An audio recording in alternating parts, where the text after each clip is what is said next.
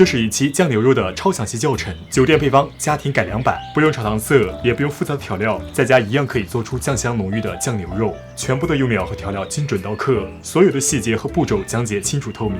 朋友们好，今天我们做酱牛肉，这是腌制牛肉时需要的蔬菜，香芹、香菜、洋葱，它们的香味都是很足的，所以腌制时加入它们，不仅可以让牛肉去除异味，还可以增加香味。牛肉了就是牛腱子肉，这一块部位筋腱很多，可以提供丰富的口感。我们给它切小块一点，这样一是方便腌制时入味，二是卤制时减少时间。牛腱子肉切好之后，我们给它放进清水里浸泡，这样可以浸泡出血水，那么肉的异味自然就会少很多。最少要浸泡40分钟，不着急的情况下浸泡1个小时以上。我浸泡了1个半小时。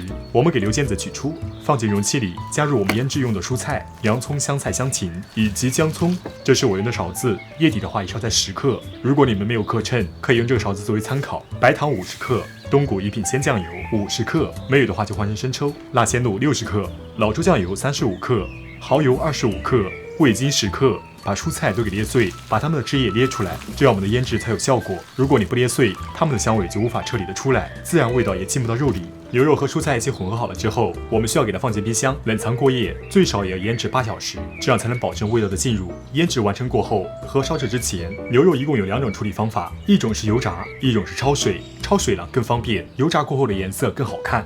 这2种处理方法，大家可以按照自己的需求去选择处理方法。油锅温度180度，如果你掌握不好温度，那么可以拿根筷子直接放入锅中，它会立马浮现很多密集小泡泡，这就代表着油温足够了。然后我们下入腌制好的牛肉，底部的火保持中火，一面炸好之后给它翻个面。这个炸牛肉不是为了炸熟它，而是像我们刚才说的，为了让牛肉烧出的颜色更加好看，所以并不需要炸很长时间，炸3分钟的时间就足够了。颜色深了，这就可以了。我们给它取出。现在来说一下香料，4克白豆蔻，它的作用是解腻增香；1根手指长的桂皮，重量也在4克；一片白芷，重量也在4克。白芷的香料味可以配合白豆蔻，它们可以相辅相成。香料就这3种，但是这个香料味足够了。1份干辣椒，干辣椒我就不给重量了，你们按照自己的口味添加。点火开中火，我们现在来炒一下香料。我们下入食用油，这个油量比你平常炒菜时要多1倍。油热后我们加入葱姜，我放的是1整根大葱和1大块姜，这个葱姜是不需要计量的，你可以少放一点，也可以多放一点。底部的火保持中火，我们给葱姜煸炒，大概炒个3分钟时间，葱姜的表面都金黄了，这就可以了。我们下入香料，放入进去一起煸炒，炒个30秒到40秒的时间。因为香料和干辣椒都是干的，所以时间不能炒久了，炒久了会糊。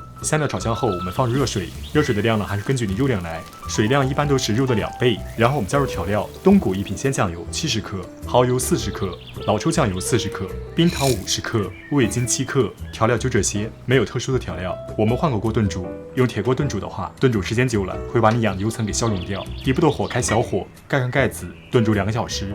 好了，时间到了，我们揭开盖子，先把牛肉取出来，再把锅里的香料和葱姜都给打出来，它们都不再需要了，留在锅中只会影响我们的收汁。打好之后，我们再把牛肉放回来，底部的火开大火，我们现在开始收汁，一定要收汁，这个非常重要，不仅关乎颜色，更关乎味道。汁收干了，酱香味才会更加浓郁。慢慢收，不着急，收到最后很干了，并且也很粘稠了。此时我们要注意，要多晃动锅体，防止底部粘底和糊锅。那么这是收好的样子，颜色是不是很红润？与之相匹配的是味道，我敢说这个配方的味道，对比大酒店专业凉菜师傅或者专门售卖酱牛肉的卤菜店，这个酱牛肉绝不逊色，看颜色就知道了。这是我们经过冷藏的牛肉，我简单切了一块，酱香味超浓郁。剩下的我们可以用保鲜膜给包起来，包裹之后放在冰箱里冷藏，冷藏过后再切，形状会更好看。这是我随后冷藏过后并切好的样子。如果你们在家需要炫技，那这个酱牛肉你们绝对要试一下，相信我，这个味道绝对会惊艳你的。